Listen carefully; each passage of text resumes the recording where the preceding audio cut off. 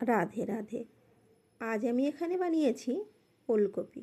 তার জন্য একটা ওলকপি আর আলু আর মুগ ডাল। আমি এখানে ওলকপিগুলো বানিয়ে তারপরে সেদ্ধ করে নিয়েছি, আর মুগ ডালটাও সেদ্ধ করে নিয়েছি এমনভাবে যাতে পুরো গলে না যায়। এবার শুকনো লঙ্কা, তেজপাতা, গোটা গরম মশলা থেতো করে ফোড়নে দিয়ে তারপরে আমি ওলকপি আলু এখানে একটু হালকা ভেজে নেব। তারপরে টমেটো, আদা, জিরের গুঁড়ো, লঙ্কার গুঁড়ো, হলুদ, নুন আর দুটো কাঁচা লঙ্কা দিয়ে একটু নাড়াচাড়া করে আর একটু ভালো করে ভেজে নেব।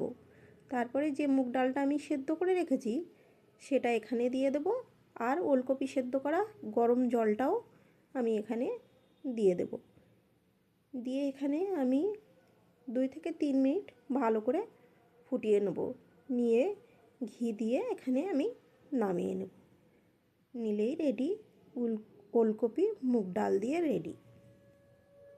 এটা কিন্তু ভাত বা রুটির সাথে খুবই ভালো লাগে। নমস্কার, রাধে রাধে।